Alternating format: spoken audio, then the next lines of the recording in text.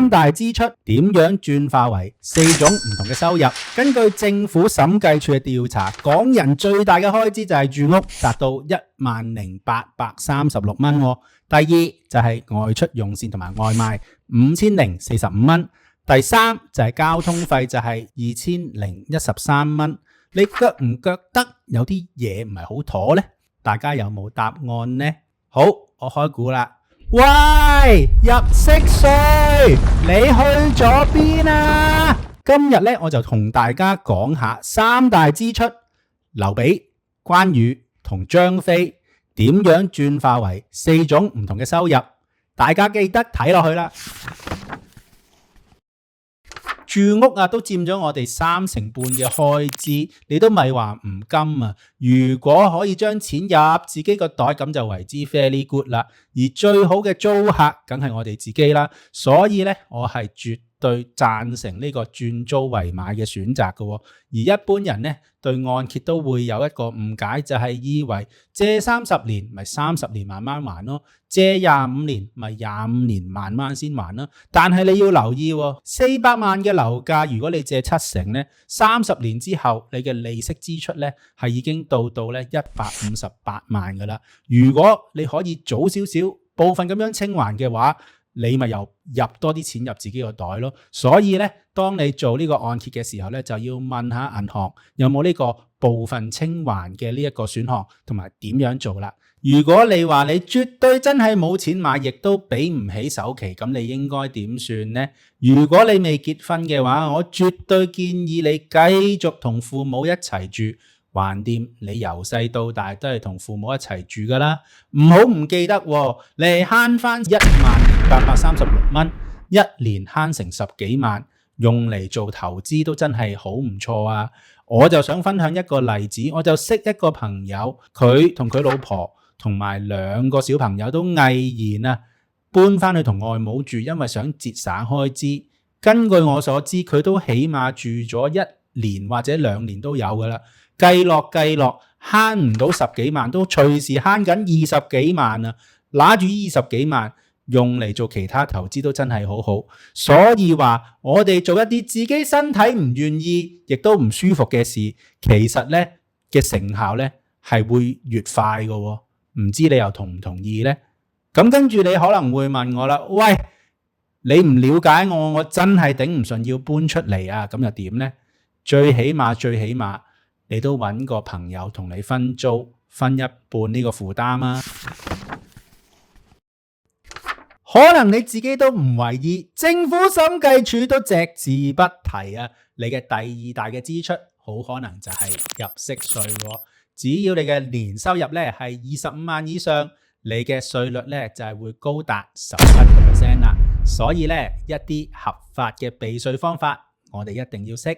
根據政府嘅公布一啲合資格嘅供款咧就係可以獲稅務減免高達10,200蚊嘅。我而家咧就用一表就會列出年金同埋強積金自願性供款嘅分別俾大家。首先咧，我就會講講年金，佢咧就係一個固定嘅供款。你咧就係同保險公司簽訂一份合約，所以咧一旦停工嘅話咧，你嘅供款咧好大機會會攞唔返，所以簽訂合約之前記得要小心留意睇清楚啦，因為佢係一個保險產品，回報相對比較保守，大概3至4% 度啦。佢嘅價值咧就喺佢年金期完結嘅時候咧，最終咧就係派發為零嘅，所以咧佢唔係一個積存資產嘅產品，而提取方法咧，通常咧就係會設定為每月提取嘅。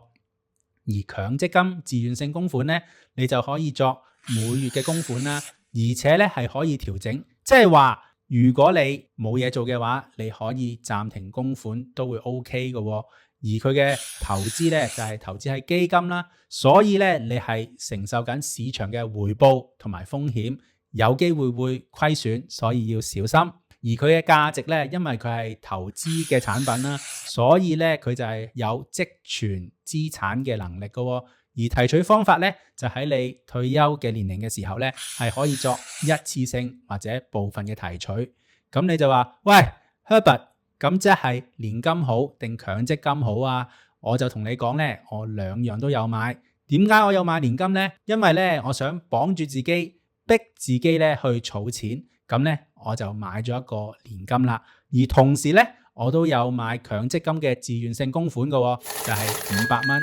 因為呢，我想啟動我一個自動化嘅儲蓄系統。如果你有興趣想知道多啲有關自動化儲蓄系統，記得睇我呢條片。外出用膳呢，就係香港人嘅第3大支出。根據審計署嘅調查，香港人平均每個月都會用5045蚊去外出用膳。你自己又知唔知道用緊幾多錢呢？不過要打工仔餐餐都帶飯，真係一啲都唔容易。我自己就計過啦，如果我帶飯嘅話呢，係會比出去食飯平均每一餐呢起碼慳30% 嘅喎。第一步啊，我哋最起碼都知道自己每個月用緊幾多錢，先至知道自己想唔想減啊。而第二步呢，我哋可以嘗試建立一個簡單嘅餐單，去令自己減少外出嘅喎。我就有一個簡單嘅計算方法。首先呢，我哋就列出1至日，然後呢，我哋就將佢分成3行：早餐、午餐同埋晚餐。我哋就可以填低啊，平均每一日出去食早餐幾多錢，例如係50蚊咁啦，我哋就將50蚊填落去。晏晝我哋平均食一餐100蚊，我哋就寫100蚊。禮拜六、禮拜日我哋同朋友食飯，再貴啲，可能係200蚊，我哋就寫200蚊。晚餐呢都係一樣咁樣填，我哋就好快呢得到一個星期嘅支出啦。我哋將佢乘翻4。咁呢大概就係28日啦，就等於1個月嘅支出。我30日呢平均外出用膳大概係7842蚊，比審計署嘅5045蚊係多咗2800蚊。如果我真係可以減少外出用膳而慳到30% 嘅話呢，我每個月就可以慳到2000幾蚊到，用嚟投資都真係非常之好啊！第二步呢，我哋就係為自己建立一個簡單又健康嘅飲食餐單。自己識煮之餘，煮得開心，食得開心，又慳到錢，咁就為之 very good 啦。首先呢，我哋就將佢分為1至5，禮拜6日呢，我哋就定為休息日。打橫呢，我哋就有4行，第一行就早餐，2、3、4行呢就係晏晝。因為我哋對晏晝要求可能都想高啲，食得好啲。俾多幾個 option 自己，咁食起上嚟就會開心啲，成功嘅機會就會越高啦。我哋而家呢，首先呢就係要填咗第一格嘅早餐，譬如話我哋想星期一飲一杯奶，食一個蛋治，一杯奶呢大概8、9蚊，一個蛋治自己煮可能都係10蚊到，總共20蚊，比喺茶餐廳呢食40、50蚊呢真係慳翻好多噶。去到下邊啦，我哋有 lunch。星期一我哋可能呢就想食一個 air fryer 煮嘅雞翼啦，我就預算4、5隻，大概係20蚊到啦。不如食個橙添，一個橙大概7蚊，27蚊到呢處理咗呢一個 lunch 啦。咁星期二呢，想食呢個和牛漢堡，加啲飯，再加罐炸一聲嘅 soda water。一個和牛漢堡我知道呢24蚊，一個 soda water 5、6蚊。都係30蚊到呢，我就可以處理咗我嘅午餐啦。我哋將我哋嘅早餐啦，同埋午餐嘅選項全部都填好，咁我哋呢一個簡單嘅餐單就可以完成啦。根據我自己計過，每一餐呢大概平均30蚊到，比起外出用膳60、70蚊呢，真係慳唔少㗎喎。我仲有一個建議俾大家，就係叫做 Rule of Two 啦。我哋呢就唔好逼自己逼得太緊，餐餐都要煮。我哋可以訂立一個規矩呢，就係每2餐我哋煮咗呢，我哋都可以俾自己呢2餐外出用膳，就會舒服啲啦，唔會逼得自己咁緊啦，成功嘅機會就會越高。之後先再慢慢調整啦。如果你想得到我呢一個簡單嘅飲食餐單嘅呢一個表啊，click 入下邊條 link， 填簡單嘅資料，我就會 send 俾你㗎。最後啦，我哋嚟一個總結。住屋係我哋 number one 嘅開支。如果我哋未結婚嘅話，最好就唔好搬出去啦。尤其是係女仔，蝕咗底就唔係咁好啦。不如將我哋要交出去嘅租金直接變成儲蓄，代代平安，儲下錢，咁咪仲好。如果我哋結咗婚嘅話呢，我就建議大家揾一間租金同供款差唔多嘅物業，將租金支出咧轉化為長線投資，享受呢個升值潛力。題外話，你哋又知唔知道物業係唯一銀行肯借錢俾你嘅投資呢？呢一個咧就叫做槓桿。第二大支出就係稅務啊，亦都係一個隱藏殺手。喺我哋人工都未待暖嘅時候，已經攞走咗14%至17%噶啦。我哋要利用一啲 smart 啲嘅扣稅方法，例如投資喺年金或者投資喺強積金嗰度，將佢咧擺入去基金市場嗰度。第三咧，我哋要計算我哋嘅外出用膳嘅支出。我哋如果煮嘢食嘅話咧，就可以節省高達30% 嘅食飯錢啦。如果你想得到我嘅飲食嘅餐單嘅話，記得 click 去下邊條 link 攞咯。最後啦，冇計啦，如果你睇到而家嘅話，記得 subscribe 我同埋 like 我呢條 video。如果你想知道8個更加有效嘅儲蓄同埋工作嘅方法，記得睇我下一條片啊！今日講到呢度，下次見，拜拜。咁我哋究竟係點樣可以減少我哋嘅住屋開支，甚至咧將佢咧變成收入同埋儲蓄呢？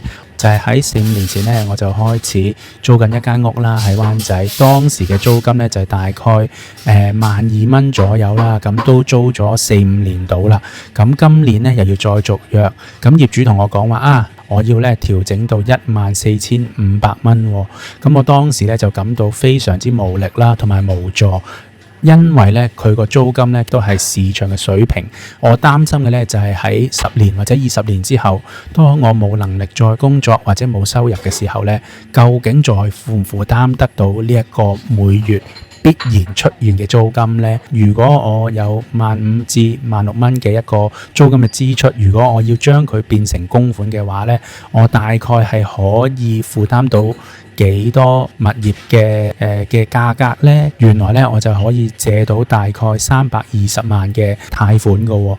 譬如話我係做一個90%按揭嘅話啦，只要我有30萬首期呢，買到一個大概350萬嘅一個物業啦。咁我哋要知道嘅呢，就係我哋每月嘅租金係幾多啦？第一次買屋嘅時候，我哋嘅首期係幾多呢？同埋可唔可以有辦法呢？